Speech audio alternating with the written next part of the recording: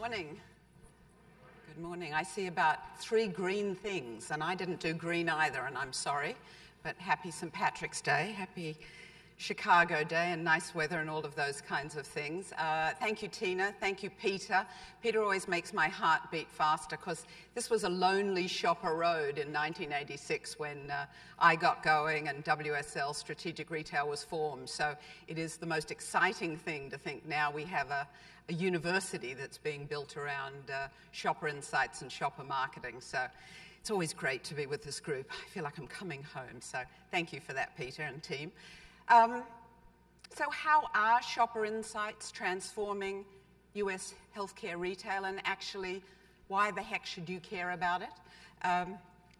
Well, as Tina says, there are a lot of people today very engaged in the healthcare opportunity, or more broadly, should be engaged in the health and wellness opportunity. And that's what Judy and I are going to talk about today, because there are very few options or very few occasions in this day and age where growth is harder and harder to come by, where this kind of opportunity creates such exciting challenges for all of us, whether we're in the healthcare arena, literally or not, whether we're in the retail healthcare arena, literally or not. This is a very big tent and something that's very exciting. So that's what Judy and I are going to talk about today as we go through. I think, and Tina alluded to this, I mean, our mission has always been, if you understand shoppers and what we call their shopping life, their whole life, that provides that beacon, that roadmap to see the future of retail. And that's what Judy and I are going to talk about today. How do you understand what's going on with shoppers in the broader sense, and then really capitalize on it on a very bold way, as CVS has actually done? So I'm going to talk about, just sort of setting the groundwork before Judy joins me, and talk about what that opportunity actually looks like for all of us, based on some recent work that we did under one of our How America Shops studies. And then Judy and I are going to come and sit and chat about how CVS saw this new health opportunity, how they've executed against it, and Judy will leave you with 3 things to consider for the future, and I'll add my half in, because I'm always adding a half of something in. So that's what we'll do. One of the things I will tell you before we get going, because activation is it, right, in shopper marketing, there will be a test somewhere along here, and I want you to all pay attention. Now, not all the audience is millennials, but I know many of you know how to tweet. If you look at, can you see that hashtag? I'll show you a hashtag in a minute. It's going to be a hashtag that's at WSL Strategic, and there will be a moment, so you can all get your phones out, you can all start tweeting at WSL Strategic. There will be a moment when I'll ask you a question. If you tweet, there's a chance to win a prize, of course, another activation. Something that will be appealing to many. It would be appealing to me, so just keep your eyes and ears out for that one. So why is health the next big thing for everyone? Well, just about everyone. Actually, I would hazard a guess everyone in this room. Well, it is for a number of reasons. The macro trends that are driving health and wellness around this country are moving incredibly fast. Healthcare issues continue to skyrocket, whether it's diabetes or heart concerns or obesity. Great concern to this country at large. And people are starting to think about how to deal with it. We see that the Affordable Care Act, whether we are liberals or conservatives, whether we believe in it or we don't, is kicked in. Whatever happens with the Supreme Court in the next couple of weeks, it doesn't matter. There are now 12+ million people getting different kind of health coverage than they ever got before. And that's changing the dynamics of health. We see shoppers who are just adopting healthier habits, whether it's about what they're drinking or eating, the kind of skincare they're using, they're interested in the source of the ingredients and the products they buy, driving this interest in health and wellness. We see technology changing the dynamics, making it easier to live an accessible, healthy life. And, you know, wait till Apple Watch finally launches in a couple of weeks, and we'll see how that further drives the conversation. We see companies expanding their wellness portfolio, whether it's retailers like Kroger buying the online vitamin seller, Vitacost, or whether it's brands like yours creating and buying healthier options. We see retailers moving into healthier store experiences, including Zumba classes at Hannaford, if you're interested, or expanding their clinic operations, whether it's doctors in the store, whether it's pharmacists and nurse practitioners expanding the operations in the store. We see hotels like the Westin embracing the opportunity around wellness. You don't have to use the excuse, or you cannot anymore if you stay at the Westin, of not taking your sneakers with you. You can rent sneakers and exercise gear. Or we see hospitals beginning to grow their own organic food because they want to take care of their patients in what they view as a healthier, more responsible way.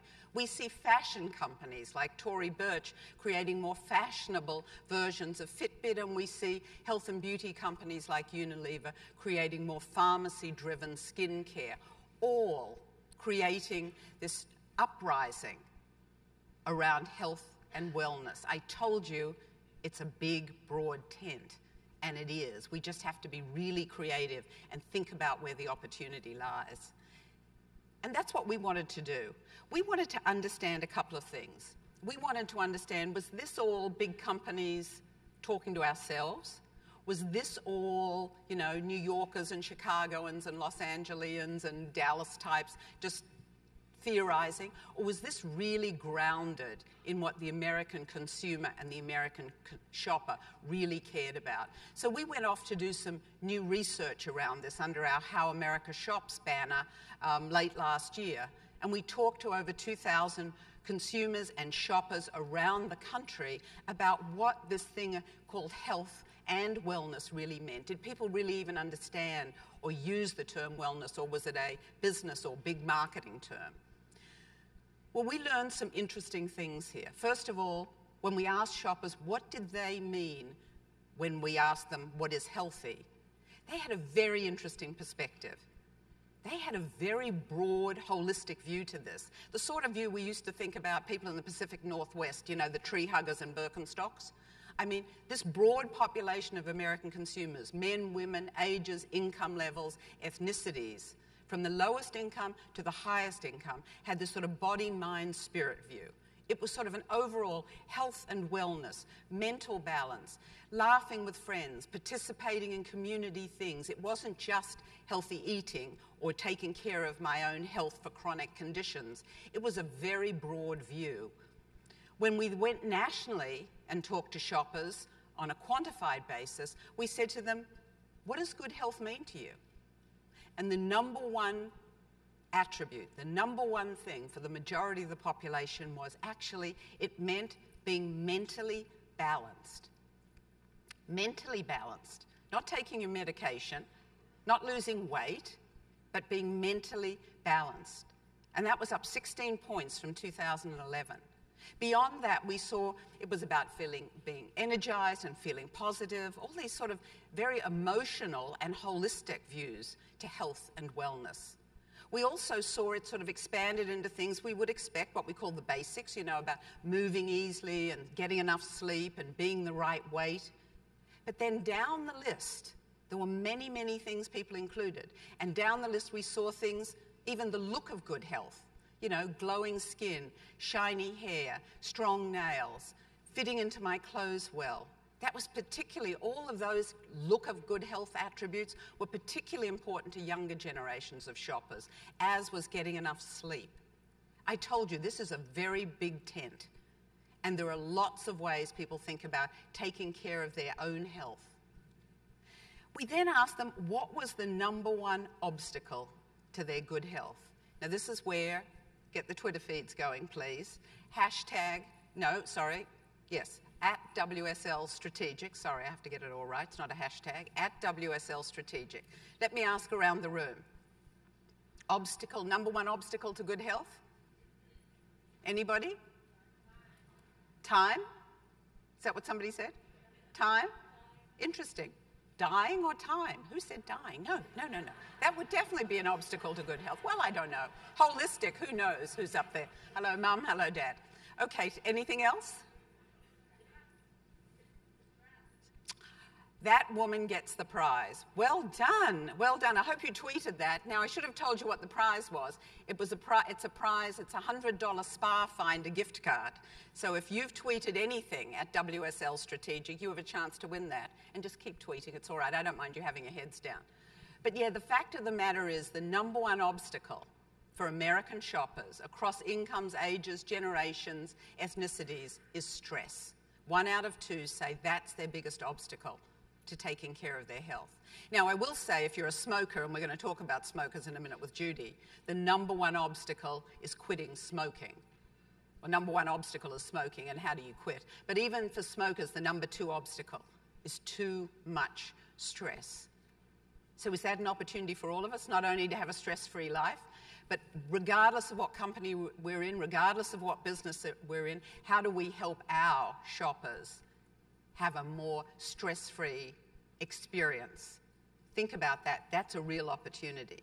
Well, there are other obstacles, clearly, but all 10 points behind at least. Lack of sleep, being overweight, eating the right food, not having enough time to exercise, not being able to afford healthier options, or if I have some health condition, how do I manage my health condition?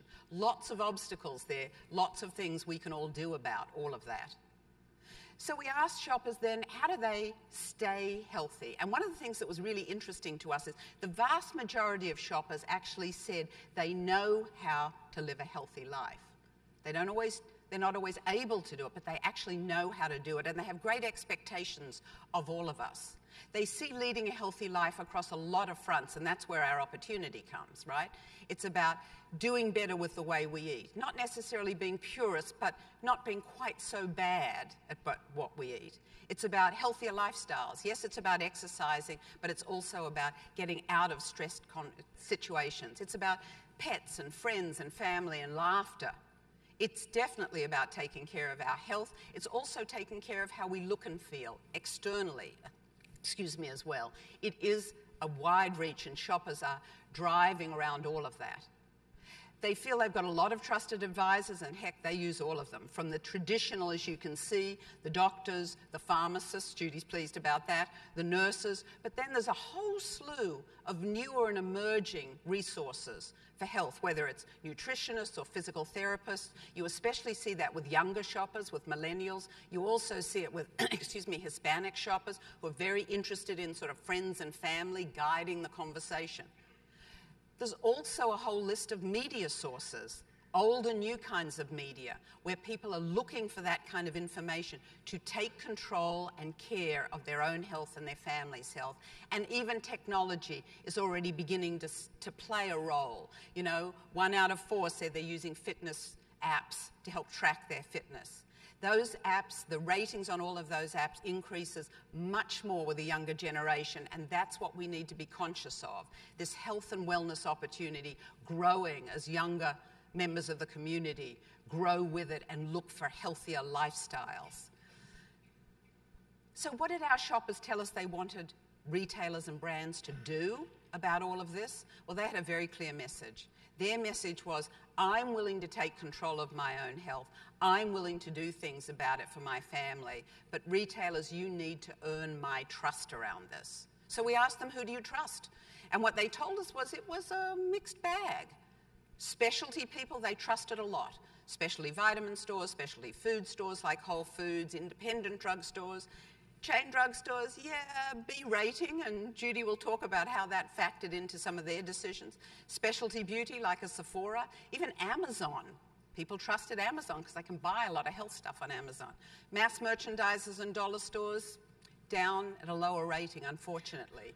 But shoppers were very clear about who they trusted. They're also very clear about what they expected from all of us. They said the call to retailers, 7 out of 10 said, give me more healthy choices across the store. And not only give them to me, but tell me what those healthy choices are. Inform me. And that's where the shopper marketing opportunities abound, whether it's flagging opportunities, whether it's creating loyalty programs, whether it's activating around information, whether it's providing all that for me, whether it's even reading the labels.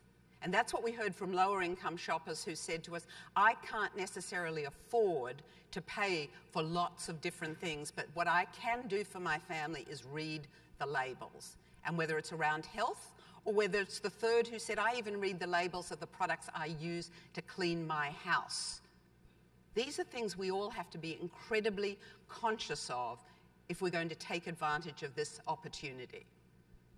So who's getting wellness right at retail? Well, a lot of people are jumping on the bandwagon, so to speak. I mean, we see grocery retailers like ShopRite in New Jersey adding dietitians and dietitians' recommendations and fitness studios within their grocery stores. We see hospitals linking in with retailers and putting a dock in the aisles, if you will, to help advise shoppers about what to eat and what to do to take care of their conditions. We see independent pharmacies like this one in Chinatown called Stanley's that has new medications, traditional OTCs, as well as new natural-oriented healthcare products, and even a tea bar where you can go and get something for your hangover if you're one of those millennials we keep being rude about today.